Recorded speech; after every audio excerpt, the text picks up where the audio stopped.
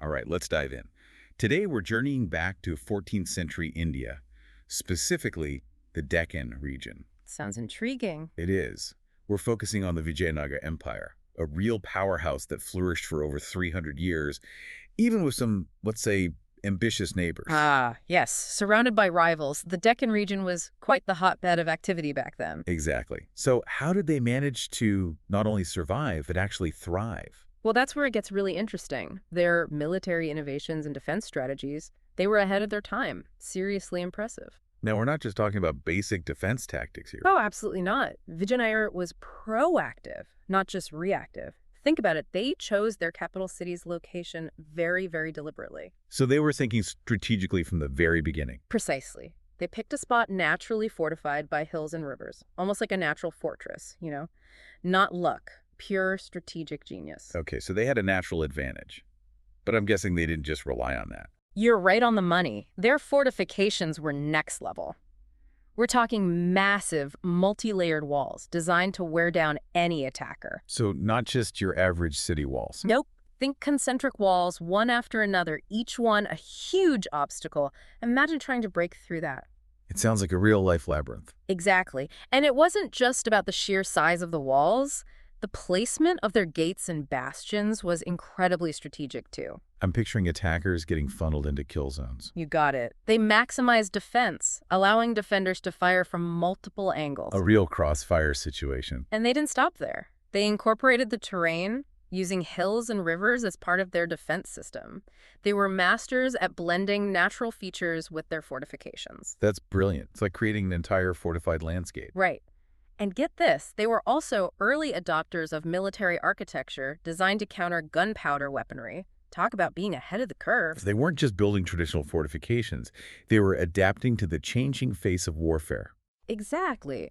Vijayanagara was forward-thinking, understanding that gunpowder was changing the game. It seems like they had all their bases covered: location, fortifications, innovative designs. But walls are only as good as the soldiers defending them, right? Absolutely. And that's another area where Vijayanagara really excelled. Their military organization was top-notch. So a well-oiled machine. Precisely. They had a strong central command structure, which meant efficient decision-making and troop deployment, plus a standing army always ready to mobilize. That's a huge advantage compared to their rivals who relied on those feudal levies that could take ages to assemble. Absolutely. Imagine facing an invasion and being able to respond immediately with a disciplined professional force. Vijayanagara had a tactical edge few could match. It's like that classic scene, a ragtag group of farmers versus a disciplined Roman legion. I'm guessing they didn't just have foot soldiers, though, right?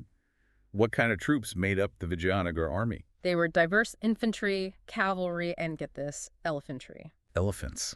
Wow, that's amazing. I've always wondered how effective elephants were in battle, though. Weren't they prone to, like, panicking or something? That's a common misconception. Vijayanagara knew how to use elephants strategically.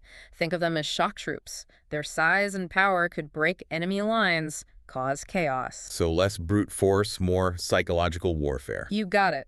Combine that with skilled cavalry flanking maneuvers and disciplined infantry holding the line, they were a force to be reckoned with. It sounds like a well-balanced, adaptable force. They were! And let's not forget their intelligence gathering network. Vijayanagara was big on espionage. They understood that information was power. Ah, their own ancient spy network. You could say that.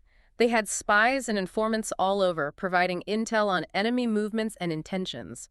Knowing that your enemy is planning before they do, invaluable. That's incredible. Were there any examples of how this intelligence helped them in actual battles or campaigns? Oh, countless examples. This intelligence network played a crucial role in many of Vijayanagara's defensive and offensive campaigns. They could anticipate threats, plan accordingly, and even strike preemptively sometimes. So their victories weren't just about brute force, they were outsmarting their opponents too. Exactly.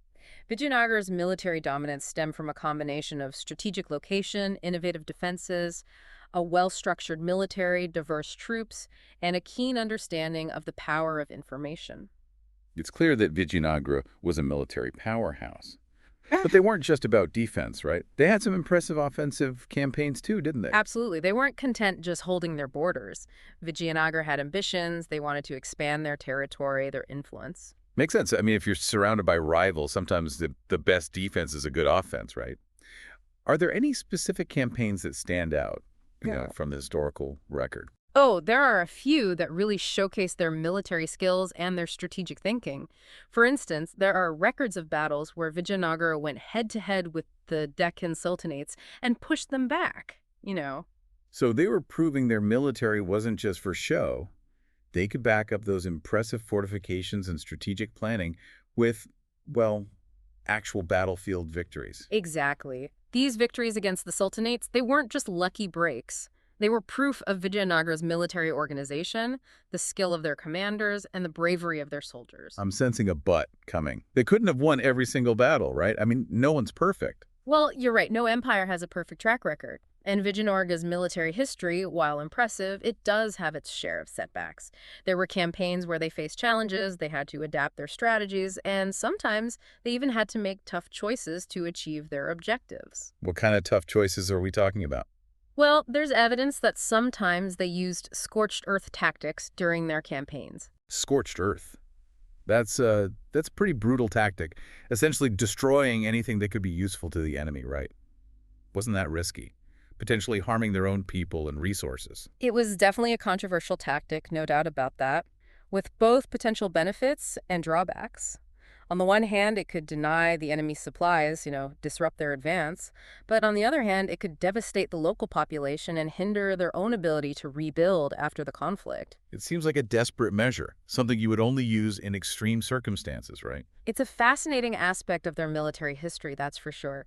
And it raises questions about how far they were willing to go to secure victory. It also suggests they were adaptable and, well, pragmatic, Mhm. willing to adjust their strategies based on the situation, even if it meant resorting to controversial tactics. Exactly. Vijayanagara's military history is this complex mix of strategic brilliance, innovative adaptations, and sometimes even ruthless pragmatism. It's like this constant balancing act, weighing the potential benefits against the costs, both in terms of human life and the long-term impact on their own territory. And it's this kind of nuanced perspective, that makes studying history so fascinating. It's not just about glorifying victories or condemning defeats. It's about understanding the complexities of decision-making when faced with challenges, the motivations behind those choices, and the consequences that, well, ripple through time. It reminds us that history is rarely black and white. It's full of shades of gray, where even the most successful empires had to make tough calls, some of which we might view very differently today. Precisely. Vijayanagara's military history is like a case study in strategic thinking, adaptation, and those difficult choices that leaders sometimes have to make in pursuit of their objectives. Speaking of difficult choices, there's one big question looming over our conversation. How did an empire with such a formidable military, a strategic location, and all these impressive innovations, how did it eventually fall? Ah, the million-dollar question, right. That's where we delve into the complexities of power, alliances, and, well, the ever-shifting tides of fortune. Because Vijayanagara's fall, it wasn't just about a single battle lost or a strategic misstep. It was a bunch of factors that all came together and ultimately chipped away at their dominance. All right, I'm hooked. Let's unravel this mystery and see what led to the downfall of this once mighty empire. Okay, so last we left off, the big mystery. How did Vijayanagara, with all its military might and smarts, eventually fall? It sounds like it wasn't just a simple defeat on the battlefield. You're right. It was more of a slow decline, not a sudden collapse. And it started with those Deccan Sultanates, remember? The ones Vijayanagara kept pushing back. Right, their rivals. Well, they eventually figured out, hey, they're stronger together. It's that whole enemy of my enemy idea. Makes sense. Team up to take down the bigger threat. Did they actually create a formal alliance, though? They did. Put aside their differences, formed a coalition, combined their resources, their armies, all aimed at taking down Vijayanagara. Wow, that's a game changer, right? Suddenly, Vijayanagara is facing a united front, not separate threats. Exactly. Puts them on the defensive, having to deal with attacks from all sides. But Vijayanagara was known for their diplomacy, their strategy. Couldn't they have, I don't know, countered this alliance somehow? That's where the internal problems come in. While all this is happening outside, Vijayanagara is dealing with its own issues, divisions within the ruling family. Ah, the classic internal strife weakening a powerful empire. Were these like minor disagreements or more serious? Oh, this was serious stuff. Power struggles, factions fighting for the throne, undermining the stability of the whole empire. So they're trying to hold off this coalition of sultanates, but they've got their own power vacuum brewing at home. Recipe for disaster. Their focus shifts from external threats to internal conflicts, weakening the response to the sultanates. Tough spot to be in. I'm guessing this all leads to one big decisive battle. You got it. It all came to a head in 1565, the Battle of Talikota. That's the one that's always mentioned as the end of Vijayanagara, right? What happened? Were they just completely outmatched by the Sultanates' combined forces? It was a crushing defeat for Vijayanagara. The Sultanates, unified and determined, unleashed everything they had. And Vijayanagara, weakened and divided, just couldn't hold them off.